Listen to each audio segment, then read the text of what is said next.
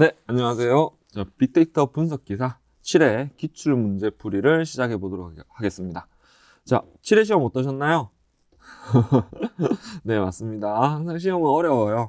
어렵지만 이때 빅데이터 분석 기사라는 주제가 아무래도 데이터 분석에 이제 최적화된 시험이다 보니까 데이터 분석의 역량을 요구하고 있죠. 그렇기 때문에 아무래도 비전공자분들은 항상 좀 이제 단어라든지 용어에서 어려움을 겪는 게 사실입니다. 그렇지만은 이번 시험의 난이도는 이전 대비해서 살짝 좀 내려갔다는 생각이 들고요. 그 근거는 깊이 있는 문제들이 비중이 좀 줄었다라는 생각이 드는 문제들이 좀 많았었어요. 그래서 이제 말씀을 드렸고, 그 부분에 대해서는 다시 한번 내용을 보면서 말씀을 드리도록 하겠습니다. 자, 먼저 1과목이에요. 1과목 보시면은 이번 회차의 이제 특이사항은 전체적으로 골고루 문제를 출제되는 경향은 비슷하게 유지를 하고 있습니다. 근데 이제 기술 쪽에서 약간의 이제 뎁스 있는 문제들, 쪽이 기술 및 제도 쪽이죠. 이런 부분에서 좀 이제 뎁스 있는 문제들이 있었었고, 반대로 법 제도 관련된 거는 이제 상위 수준으로, 예를 들어서 데이터 3법이 아닌 것은 이러한 문제들이 이제 출제가 됐었어요. 그 외에도 뭐 이제 데이터 수집 쪽 관련해서도 일부 약간 난이도가 있는 문제가 있긴 했었지만은, 그렇다고 해서 이제 선택에는 크게 이제 어려움이 없었다라는 생각이 들었었고요. 1과목 기준으로 봐서는 좀 평이했다라는 생각을 할 수가 있었습니다. 자, 2과목 같은 경우에도 항상 이제 어려운 영역이 이제 우리 수험생분들이 어려워하시는 게 이제 2과목의 이 기술 통계 쪽하고 추론 통계예요. 근데 다행히 추론 통계 문제는 이렇게 출제 비중이 낮았고요. 이제 이 추론 통계와 엮여 있는 게 실은 3과목 쪽 영역이거든요. 그쪽으로 3과목 쪽으로 아무래도 이제 좀 비중을 많이 준 것 같아요. 그래서 추론 통계가 출제는 쪽에서 많이 안 됐지만 개념을 이해를 해야지만 이제 3과목을 대응할 수 있는 문제들이 있기 때문에 학습은 열심히 해주셔야 됩니다만은 2과목 기준으로는 과락에 대한 불안은 좀 떨칠 수가 있었습니다. 그럼에도 불구하고 지금 보시면은 어떻습니까? 데이터 정제와 데이터 처리 쪽, 그리고 데이터 탐색의 기초 영역은 아무래도 비중을 높게 가져가고 있고, 왜냐하면 데이터 분석의 시작이 이 데이터 정제 쪽이죠. 그렇기 때문에 이쪽은 소홀할 수 없다라는 생각을 가질 수가 있었습니다. 자, 3과목. 문제 3과목이에요. 보시면 앞에 절차하고 환경 구축은 이거 공부를 안 해도 되나? 라는 생각이 들 정도로 비중을 낮춰서 출제를 하고 있습니다. 그러나 이 과정들이 있어야지만 이 분석 기법과 고급 분석 기법으로 이제 자연스럽게 전개가 될 수가 있거든요. 그래서 데이터 분석이 꽃이죠. 꽂힌 영역에서 역시 18문제가 7회에 출제가 됐습니다. 그래서 그 내용들 일단 한번 살펴보도록 할 거고요. 자, 4과목은 빅데이터 분석 모델 평가하는 거죠. 그래서 분류다, 회귀다, 군집이다. 이 각각 모델들에 대해서 어떤 평가 지표들을 쓰는지, 그러한 부분들이 역시 비중이 출제가 많이 됐고요. 뿐만 아니라 시각화도 어려운 문제들은 아닙니다. 점수를 주려고 하는 영역이거든요. 그래서 각 시각화 방법들에 대해서 어떠한 기법들을 여러분들은 상황에 맞춰 쓸 수 있는지, 그리고 이 시각화 방법이 뭘 의미하는지 정도만 파악을 하면 쉽게 점수를 받을 수 있는 이제 영역이 시각화예요. 그래서 이 부분은 그림도 같이 있기 때문에 잘 살펴보시면서 준비를 해주시면 되겠다라는 생각이 들었습니다. 그래서 전체적으로는 소대에 말씀드렸던 것처럼 난이도는 살짝 내려갔으나, 그럼에도 불구하고 빅데이터 분석 기사 자체가 타 시험 대비해서 뭐 예를 들어가지고 데이터 분석 준전문가라든지 이런 레벨보다는 높은 시험이기 때문에 공부는 낯설다? 공부하기는 쉽진 않지만은 어쨌든 이제 그 합격자 수를 조금 더 높이려는 시도를 하고 있지 않나라는 생각이 들었어요. 그래서 너무 낙담하지 마시고 하나하나 주제들에 대해서 개념을 이해하고, 그리고 전체를 여러 번 반복을 하시면은 충분히 문제를 푸실 수가 있고요. 뿐만 아니라 제일 중요한 거는 이 기본적인 이론이 기반이 되셔가지고 여러분들이 나중에 데이터 분석을 업무를 하시는데 씨앗이 될 거다라는 거는 확신을 할 수가 있습니다. 그러니까 이제 열심히 시험 관점뿐만이 아니라도 나중에 내 미래를 위해서, 내 진로를 위해서 열심히 해준다는 생각으로 하시면은 좋은 결과가 시험뿐만 아니라 능력적인, 개인 역량적인 측면에서도 있을 거라 생각이 됩니다. 본격적으로 빅데이터 분석 기사 기출문제 풀이를 진행해 보도록 하겠습니다. 자, 첫 번째 문제는 빅데이터의 특징 세 가지예요. 그럼 3V를 묻는 겁니다. 그죠? 그래서 볼륨, 버라이어티, 벨로시티 세 가지를 이야기하는 겁니다. 그럼 정답은 뭘까요? 한글로 해석하면 규모, 속도, 다양성이 되겠네요. 플러스 1 하면 뭘까요? 네, 4V가 되죠. 얘는 뭐가 붙어요? 이 V가 하나의 V가 뭐가 될까요? 네, 밸류가 됩니다. 3V, 4V는 아주 빈출 문제이기 때문에 반드시 기억해 주시고요. 자, 데이터 처리되는 과정에서 변경되거나 손상되지 않고 유지함을 보장하는 특성. 자, 요거는 무결성을 얘기하는 거예요. 무결성을 얘기하는 건데, 자, 무결성은 이런 의미를 담고 있습니다. 자, 우리가 데이터를 잘 만들었어요. 근데 어떤 권한이 있는 자가 그 권한에 맞춰서 그 데이터를 수정하고 변경하고 해야 되잖아요. 그럼 이 무결성을 위배했었을 때는 위조와 변조가 일어난다는 거죠. 그래서 그 허용된 권한에 있는 자가 맞춰서 데이터를 유지하고 변경할 수 있는 그러한 특성을 우리는 무결성이라고 합니다. 그래서 정답은 당연히 2번이 되는데요. 저희 교재는 이제 무결성을 다루지는 않고 있었어요. 왜냐면 이 데이터 주제에서 이야기하는 부분인데요. 제가 2024년판에는 이 무결성에 대한 개념을 추가해서 내용을 업데이트 하도록 하겠습니다. 근데 완전성, 종합성, 일관성은 내용들이 있기 때문에 한번 꼼꼼하게 보신 분들은 쉽게 얘는 무결성을 없는데 라는 생각이 들면서 무결성이 아닐까라고 예측을 하실 수가 있었을 것 같습니다. 자, 세 번째는 기업 분석 수준 진단의 항목에 속하지 않는 거예요. 자, 우리가 기업의 분석 진단을 할 때 크게 두 가지를 보죠. 뭘 봅니까? 준비도와 그리고 성숙도를 봐요. 자, 이 준비도는 분석 업무라든지 인력 조직, 분석 기법, 데이터, 그 분석 문화, 그리고 분석을 할 수 있는 그 인프라를 얘기하는 거고요. 이제 성숙도는 도입, 그리고 활용, 확산, 최적화 이 4단계를 측정을 하는 건데 그 세 가지 관점이 있습니다. 그게 비즈니스와 조직과 IT 역량을 얘기하는 거예요.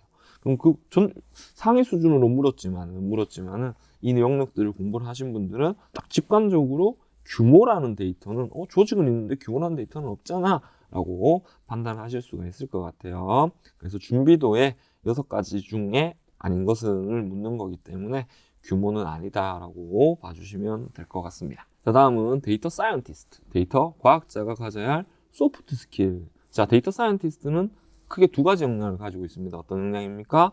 네, 하드 역량과 소프트 역량을 가지고 있어야 돼요. 결론은 데이터 사이언티스트는 슈퍼맨이어야 돼요. 슈퍼맨. 자, 슈퍼맨. 왜 슈퍼맨이냐? 소프트 스킬은 뭐예요? 고객과 이 데이터 분석을 요구한 자와 커뮤니케이션도 해야 되고 그걸 또 쉽게 설명해 줄 수도 있어야 되고 뿐만 아니라 그걸 만들어내는 과정을 팀원들과 함께 유하게 만들어낼 수 있어야 되는 그러한 관점의 역량이고요. 그리고 하드 스킬은 전문적 역량이에요. 전문적 분석을 잘 하기 위해서 통계 지식 그리고 그러한 통계 지식을 기반으로 어떤 툴들을 이용을 해야 될 거잖아요. IT 지식. 자, 이런 것들이 다 필요한데 그 중에 이제 소프트 스킬은 이라는 거죠. 그래서 보니까 1번이 통찰력 있는 분석, 소프트 스킬이 맞고요. 전문 지식, 통계 기법, 알고리즘은 그럼 전문 지식이라고 했죠. 하드 스킬에 가깝습니다. 즉 하드 스킬입니다. 그래서 정답은 1번이 되겠습니다. 자, 5번 문제 살펴보겠습니다. 데이터 사이언스의 업무와 관계가 없는 것이에요. 자, 방금 우리는 데이터 사이언티스트를 봤어요. 자, 데이터 사이언티스트는 데이터 사이언스를 하는 전문가를 이야기하는 거죠. 자, 그럼 방금 하드와 소프트 기반으로 좀 연계해서 생각해 보실 수도 있는데 이제 한 뎁스를 좀 내려가셔야 돼요. 자, 그러면 우리가 어떤 분석을 함에 있어가지고 한번 생각을 해보면 요구사항을 정의를 하고 그걸 통해서 해결하고자 하는 문제를 정의를 할 겁니다. 자, 그걸 하기 위한 필요 데이터는 무엇이고 분석 기법은 무엇이고 고려해야 될 사항은 무엇이고 이 고려를 함에 있어서는 필요한 자원들은 무엇이고 어떤 데이터 분석을 통해 가지고 제약사항들이 분명히 있을 거거든요. 그러한 것들은 무엇인지 그리고 우리가 목표로 하는 그 문제점을 접근함에 있어서 어떤 한계는 분석에 대한 한계는 무엇인지 이런 것도 다 고려를 해야 되겠죠. 자, 그래서 한번 살펴보면은 적합한 모델을 선정한다. 맞습니다. 가정의 한계를 고려해야 됩니다. 자, 해석의 한계는 제한을 하면 안 되겠죠. 다양한 인사이트를 도출해야 되기 때문에 한계에서 벗어나야 될 것 같습니다. 자, 4번은 분석 모델에 대한 한계점은 배제하고 진행한다. 그렇지는 않죠. 왜냐하면 우리가 풀고자 하는 문제에 맞는 모델을 선정을 해야 되기 때문에, 예를 들면 이런 거 있잖아요. 자, 우리가 부동산 가격을 예측하고 싶어. 그럼 어떤 변수의 값을 예측을 하는 거라는 거죠. 그런데 그때 분류 모델을 쓴다면 잘못된 게 되는 거잖아요. 그래서 이런 부분은 고려를 해야 되는 상황이 되겠습니다. 정답은 4번입니다. 자, 6번 문제.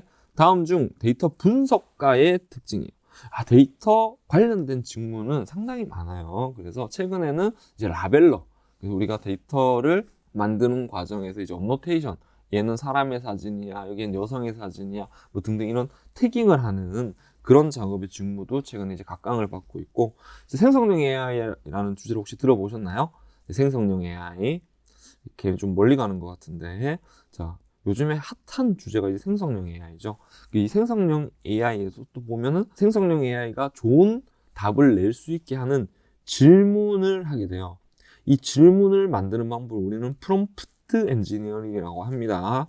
이 프롬프트 엔지니어도 또 하나의 좋은 직무로서 최근에는 좀 각광을 받고 있어요. 그래서 데이터 관련 직무는 상당히 많은 영역으로 지금 분할이 되고 있는데요. 자, 그 중에서 데이터 분석가를 이야기를 하고 있습니다. 자, 이 데이터 분석가는 뭘 하는 사람이냐? 우리는 그걸 한번 생각해 볼 필요가 있을 것 같아요. 데이터 분석가는 데이터를 분석을 해서 의사결정을 용이하게 할 수 있는 그러한 작업들을 하는 자입니다. 그렇기 때문에 거기서 어떤 팩터도 잘 찾아내야 되고 자료도 잘 만들어야 되고 이것도 시각과 통해서 상대방이 이해할 수 있게도 잘 해야 되는 직무를 얘기하는 거예요. 자, 그 안에서 이제 옳지 않은 것을 봐보면, 데이터 분석의 객관성을 위해 배경 지식을 배제하면 안 되죠. 경험이 아주 중요하잖아요. 벌써 첫 번째 답은 잘못됐습니다. 데이터를 다루는 데 필요한 다양한 도구와 기술을 숙달해야 되죠. 통찰력 얻어야 되고요. 다른 사람한테 쉽게 효과적으로 설명할 수 있어야 됩니다. 정답은 1번이 되겠습니다. 자, 하둡 분산 파일 시스템. 자, 우리가 데이터를 저장하는 수단. 자, 하둡이라는 빅데이터 플랫폼의 디팩토의 코어 프로젝트는 두 가지가 있습니다. 맵리두스와 HDFS가 있고, HDFS는 이제 서버급 노드에다가 데이터를 중복 분산 저장해서 잘 가지고 있는 역할을 하는 놈이에요. 자, 그래서 요거에 대한 설명으로 옳은 것입니다. 여러 데이터를 한 곳에, 제가 뭐라고 했습니까? 중복 분산 저장한다고 했죠. 그럼 여러 군데 저장한다는 뜻입니다. 틀렸어요. 블럭당 10MB 이하의 제한이 있다. 요거는 약간 깊이 들어가셔야 되는 내용인데, 하둡 분산 파일 시스템의 저장의 단위는 기본값이 128MB입니다. 당연히 위로 조정을 할 수가 있고요. 근데 요 128, 이건 블럭의 단위이고, 실제 저장되는 단위는 청크 단위로 저장이 되고, 이 청크는 1MB로 저장이 돼요. 자, 근데 블럭이 10MB 이하다. 이건 아니죠. 자, 그래서 128, 이건 저도 한번 옵션을 찾아봐야 될 것 같은데, 이거보다 낮은 수단으로 정리를 할 수 있을 것 같아요. 근데 이거보다 크게 낮게 설정해서 사용하진 않거든요.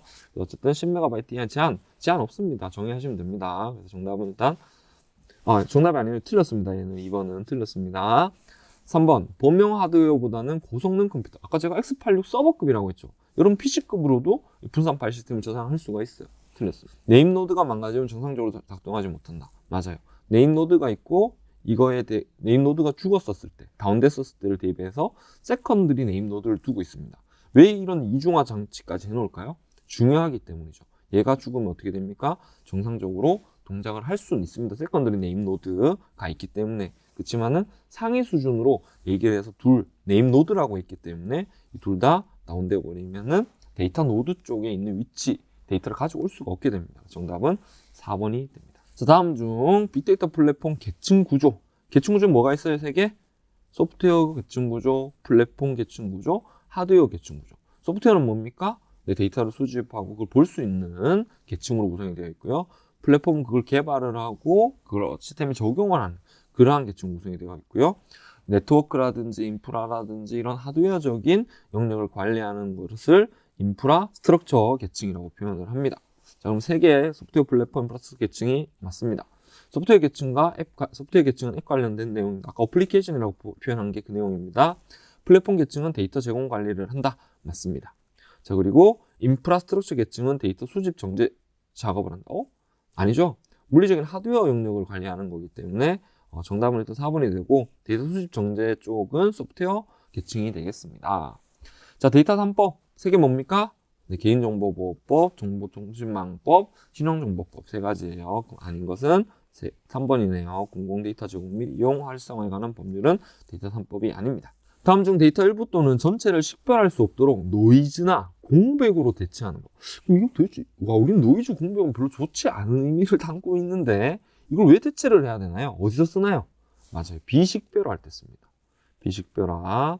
네, 비식별화 5가지 기법이 있죠. 두음이 있어요. 이거 여기 가총삭법마라고 두음이 있습니다. 삭법마. 자, 이렇게 오시면 편하겠죠, 그죠? 가명 처리, 총계 처리, 삭제, 범주화, 그리고 마스킹이에요. 자, 이 중에서 노이즈나 공백 등으로 대체하는 거. 보시면 가명, 총계, 삭제, 범주화는 의미 자체가 뭔가를 대체하는 느낌이 아니죠, 그죠? 그래서 마스킹입니다. 마스킹 정답은. 그래서 정답은 4번이 되겠습니다. 자, 다음 중 분석 기획에서 우선순위 고려 요소가 아닌 것은 이렇게 되어 있어요. 마스터 플랜 수립 프레임워크에 보시면은 이제 우선순위 고려 요소가 딱 3가지가 나와 있습니다. 중요도, ROI, 실행 용이성 이렇게 나와 있는데, 근데 분석 가능성이라고 보셔도 될 것 같아요. 근데 다만 여기 왜 그러냐면은 분석 데이터 적용 수준은 어디에 영역에 포함되어 있습니까? 네, 적용 범위 방식을 선정하는 고려 요소에 정의가 되어 있어요. 그래서 정답은 4번이 되겠다라는 거 기억해 주시면 되겠습니다. 자, 다음은 CRSPDM 절차를 묻는 문제네요. 자, 우리가 ISPDM은 데이터 분석 방법론이라는 걸 여러분 잘 알고 계세요. 그 중에서도 데이터 마이닝 기반의 분석 방법론이에요. 3가지 뭐가 있습니까? 세마, 별표 모양, 그리고 KDD, 전통적인 가장 많이 활용이 됐던 데이터 마이닝 기법에 대한 절차를 얘기하는 거고요. 자, 그리고 3번째가 CRSPDM입니다. 자, 이 CRSPDM과 이 2가지 가장 큰 차이는 뭐냐면 얘는 뭐부터 시작을 해요? 네, 비즈니스의 이해부터 시작해요. 자, 그리고 나서 데이터를 이해를 하고요. 자, 그리고 나서 뭐합니까? 데이터를 준비합니다. 모델링을 하고 평가하고 전개하는 절차를 가지고 있어요. 자, 그러면은 정답은 뭘까요? 네, 3번이 되겠습니다. 자, 빅데이터 분석 기획 단계에서 하는 일이 아닌 것은 이라고 되어 있어요. 자, 요거는 우리가 이제 이런 데이터 분석 방법론이 있어. 자, 요거를 어떻게 돼요? 데이터 분석도 뭘로 해석을 합니까? 이제 프로젝트로 해석을 하게 된 거예요. 그러면서 뭘 만들었어요? 이제 빅데이터 분석 방법론이라는 걸 만들었죠. 데이터 분석 방법론. 자, 그 중에서 분석 기획. 이제 5단계로 되어 있는데 이제 분석 기획 단계에서는 도대체 뭘 하냐? 자, 분석 기획하고 데이터 준비하고 데이터 분석하고 구현하고 평가하는 단계를 가지고 있는데 그 중에서 분석 기획 단계에서는 프로젝트 관점에서 접근해 주시면 될 것 같아요. 범위를 정의를 하죠. 해야 될 분석에 대해서 그 프로젝트 계획을 수립을 하고요. 그리고 나서 리스크 관리 계획을 수립을 하는 영역이 분석 기획 단계에서 하는 주요 액티비티입니다. 자, 그래서 3가지 2, 3, 4번은 맞는 내용이 되는 거고요. 이 데이터 준비는 별도의 단계가 존재를 하는 거죠. 정답은 1번이 되겠습니다. 자, 그리고 데이터 준비도 여러분들 2가지를 좀 생각을 하셔야 되는데, 필요 데이터 관련된 준비를 할 때 필요 데이터 정의와 그리고 분석용 데이터 준비가 2가지가 나눠져 있어요. 필요 데이터 준비는 데이터 준비에서 하는 거고요. 데이터 분석 단계에서는 이제 분석 데이터를 준비하는 거다. 이것도 헷갈리지 않게 구분해 놓으시면 좋을 것 같습니다. 다음 중 비정형 데이터, 우리 정형, 반정형, 비정형 데이터로 구분을 하셔야 되시죠? 그래서 비정형 데이터는 어떤 파일 포맷은 정해져 있을 수는 있지만은 거기에 대한 크기라든지 메타데이터라든지 이런 것들은 명확하지가 않다라는, 규칙적이지 않기 때문에 비정형이라고 얘기하는 거예요. 그런 데이터들은 뭐가 있습니까? 맞습니다. 동영상, 오디오, 파일, 문서 등이 있습니다. 판매 가격 데이터는 어때요? 3일에 1,000원 팔았어. 4일에 2,000원 팔았어. 어떻습니까? 일자와 금액이라는 명확한 규칙, 형태 안에서 값이 저장이 되겠죠? 그래서 이런 데이터를 뭐라고 합니까? 우리는 정형 데이터라고 합니다. 정답은 4번이 되겠습니다. 반정형 데이터는 테이블의 행과 열로 구조화되어 있지 않으나 스키마 및 메타데이터 특성을 가지고 있습니다. 맞습니다. 다음 중 반정형 데이터에 해당하지 않는 것은 대표적인 게 JSON, HTML, XML 이러한 파일 포맷들은 우리가 메타 정보들을 정의를 해주면 되거든요.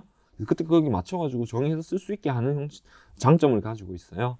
그래서 정답은 HTML, XML까지는 오케이, 반정형이야.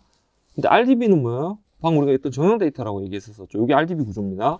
그렇기 때문에 정답은 일단 3번이 되고, 자, RDF는 링크드 데이터. 즉, 온톨리지 환경에서 의미 기반의 데이터를 연결을 하고 발견하는 그러한 파일 포맷이에요. 그렇기 때문에 웹상에서 다양한 형태를 존재를 하고 그것들을 다 만족시키려면 정형 데이터는 안 되겠죠. 근데 또 규칙화 안 되어 있어도 안 돼요. 그렇기 때문에 그때그때 맞춰서 규칙화 시켜야 되기 때문에 RDF도 거기에 해당되는 형태입니다. 정답은 3번입니다. 16번, 개인정보식 비식별화 기술로 수치적 개인정보를 임의의 수 기준으로 올림 또는 내림하는 기법은 이라고 되어 있어요. 아따, 요거 어려운 겁니다. 요거. 자, 요거는 비식별화 조치 방법에서 가총사건만 기억나시나요? 근데 그 중에서 어디에 포함되는 그 기법을 좀 뎁스 있게 출제를 한 거예요. 그래서 17가지 기법이 아까 그 5가지에 매핑이 돼서 우리 교재에 정리가 되어 있습니다. 그래서 그 내용들을 제가 수업할 때는 보면 개념적인 수준으로는 보셔야 됩니다 라고 했었는데 출제가 됐네요. 자, 그래서 얘는 범주화에 속하는 무슨 기법이다? 랜덤 라운딩, 또 올림 내림 한다라고 되어 있죠? 랜덤 라운딩 기법이다. 이거 기억해 주시면 될 것 같습니다. 자, 정형 데이터의 품질 검증 방법으로 라고 되어 있어요. 자, 정형 데이터의 품질 검증 방법은 크게 2가지로 진행이 됩니다. 진단과 개선입니다. 자, 진단은 뭐 하는 거예요? 문제점을 찾아내고 개선 방안을 제시하는 거고요. 그것들을 참조해가지고 지속적으로 최적화시키고 개선하는 역할을 하는 게 이 개선에 대한 절차와 의미를 이야기하는 거예요. 그 중에 진단은 3가지 절차로 진행이 되는데요. 대상을 정의하고 진단을 실시하고 그리고 그 결과를 분석을 해야지만 문제점을 도출하고 개선 방안 수립을 할 수가 있겠죠. 그 내용이 지금 1, 2, 3번에 있고요. 자, 업무 규칙은 전체적인 우리가 지켜야 될 영역을 얘기하는 거예요. 지켜야 될 영역. 그렇기 때문에 4번은 정답이 아닙니다. 18번, 데이터 누락 시 다음 데이터 품질 중 어떤 성질을 만족하는 건가? 누락에 대한 내용은 바로 답이 나올 수가 있습니다. 그게 뭐냐면은 완전성을 얘기하는 겁니다. 완전성. 일관성은 뭐예요? 정해진 규칙을 잘 따르게 저장이 돼야 된다는 걸 얘기하는 거죠. 예를 들어가지고 여기는 숫자 값이 입력이 돼야 되는데 문자 값이 입력이 되면 되나요? 하나의 변수가 있다고 칠게요. 이 변수는 숫자 타입이에요. 숫자 형태라는 거죠. 숫자 값이 저장이 되는데 문자가 저장이 되면 어떻게 됩니까? 일관성이 틀어지게 되는 거겠죠. 자, 그리고 이 숫자 값이 100원의 물건의 가격, 100원인 물건을 10개를 팔았어요. 그럼 얼마나 입력이 돼야 돼요? 네, 정확하게 1000원이 입력이 돼야 됩니다. 이런 특성을 얘기하는 거고요. 적시성은 사용자 관점이에요. 사용자가 버튼 눌러놓고 나면 어떻습니까? 버퍼링 쭉 돌고 있으면 어때요, 여러분들? 답답하잖아요. 딱 필요한 시점에 맞게 즉시 처리가 돼야 되는 그런 특성을 적시성이라고 얘기해요. 데이터 관점에서도. 그래서 정답은 일단 완전성이 되겠습니다.